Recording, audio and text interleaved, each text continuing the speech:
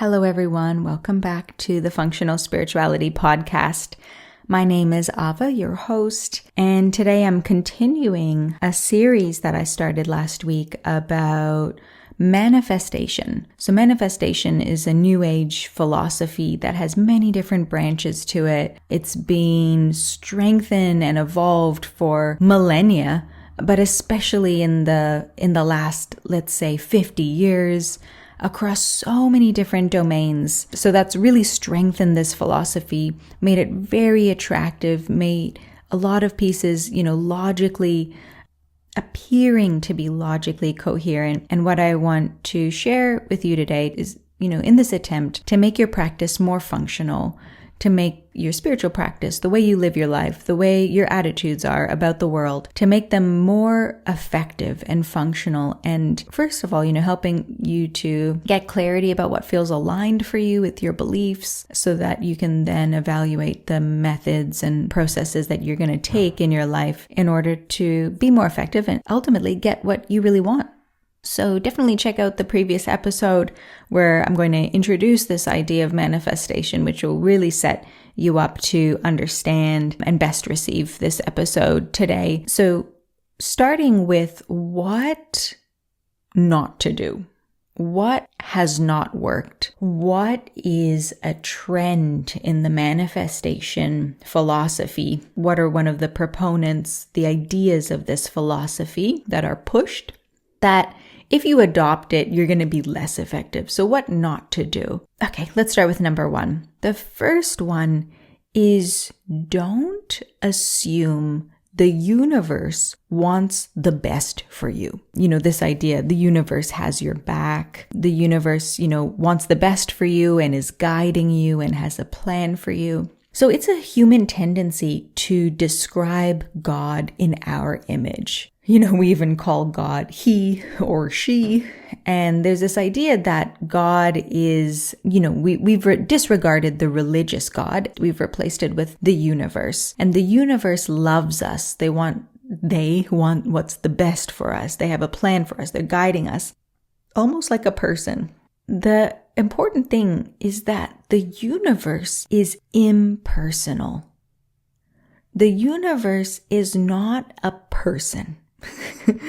That's what we need to consider here. That's the root of it. The universe is completely void of any personal attribute. That's the difference between the personal experience and a universal experience, is that the universe is completely neutral. It does not have any personal preferences or attributes. So, in Christianity, it says that, God created us in his image. So God is a kind of Superman and has created us in his image. But actually, that's what we do. We've created this higher power in our image. So the personal realm is totally different experience to the universal realm. The universe has no desire for us to succeed in any personal way. It doesn't have any personal kind of desire. I'm not saying that the universe doesn't exist. I'm not saying that you can't relate to the universe, but I am saying that the universe doesn't exist with personal qualities and you can't relate to it as if it were a person, albeit a wise, powerful, super loving person. So the tendency is to relate to the universe like as if we were a child and the universe is a parent. Think about a parent. A parent can grant us all of our wishes. They could give us pretty much anything we want because they have way more resources than us. And we tend to do that, considering the universe like this wise, powerful, super loving parent, super parent person, instead of actually reparenting ourselves. So I'm not saying that the universe doesn't exist and that we can't relate to it, but the mysticism, the beauty, the effectiveness is to relate to the universe as the universe. So a totally different dimension of experience. Assuming the universe wants the best for us, it starts to fall apart here. The second thing not to do, which kind of leads on from the first one, is to not believe that the universe is guiding you or has a plan for us, a divine plan. The universe does not have a desire that we get what we want and then has a plan for us to that end. giving you permission to really question this, to think about this and question this idea, this very strong idea about a divine plan that the universe has. The universe is guiding us. It wasn't meant to be, those kinds of things. Think about it. What do you want? In any one moment, we want many different things. We have many different layers. We have a lot of different layers and material inside of us. We have very different conditions inside of us. We want many different things in any moment, depending on what part of our system we're aware of and connected to.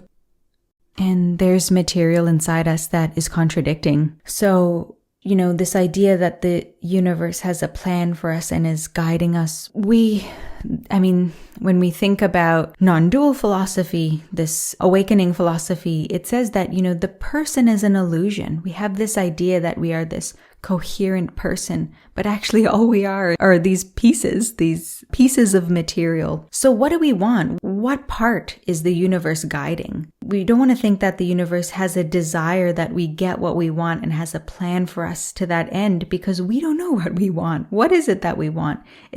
Maybe it's what our higher self wants.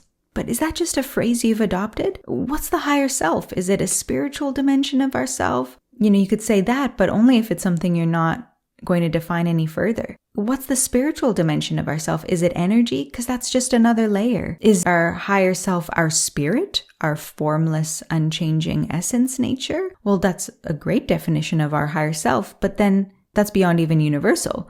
Our spirit, our essence, is transcendent with absolutely no quality or preference. That dimension doesn't have wants. How can the universe give us what we want?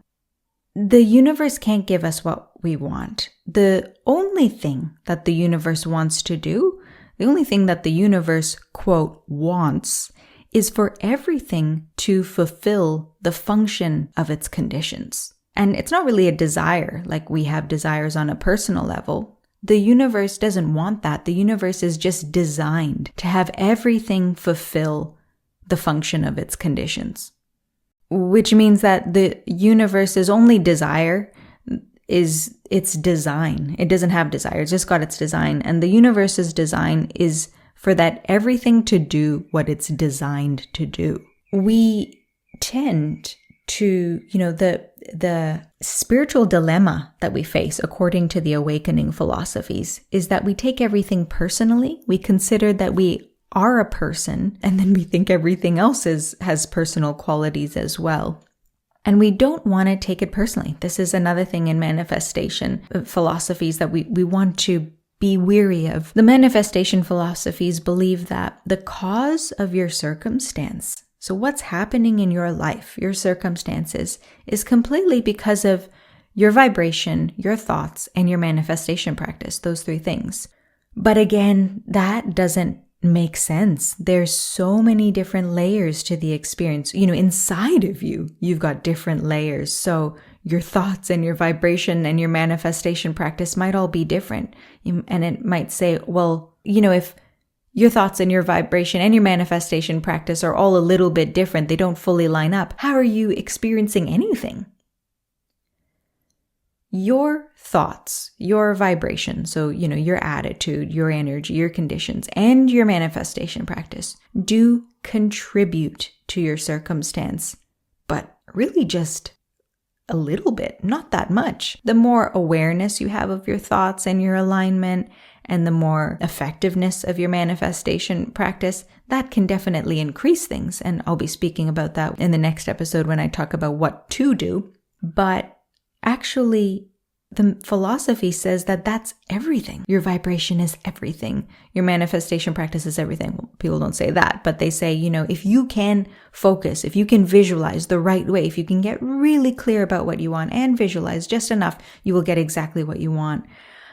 This is very problematic. This is toxic. This is confusing, and this is a waste of time, because what is happening to you is in your life, your circumstance is so much of it is out of your control. The more resources that you have, the more your circumstances become part of your control, not your vibrations, not your thoughts, not your manifestation practice, but your alignment, your thoughts, your manifestation practice can contribute to the accumulation of your resources, which can then help you to control your circumstance.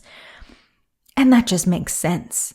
That is just evident. And that perspective is coherent and is going to help you to actually make a change and to manipulate your experience and to manifest what you want. So the final what not to do, the fourth one, is to not adopt incoherent falsities, to not make a part of your worldview, make a part of your precious energy and time you spend on your spiritual practice. Don't make falsities. Don't adopt things that people say blindly. Let it make sense. Let it be evaluated.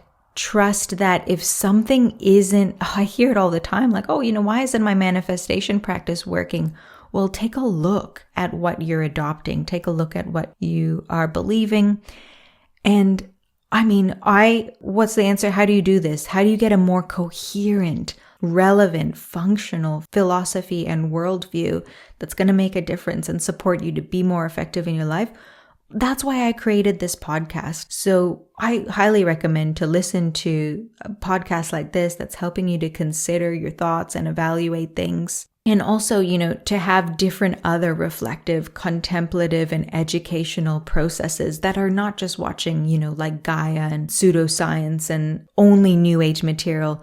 I also look at New Age spiritual material, but it's only for inspiration on the pieces that I already know are effective and make sense. It's not my educational material at all.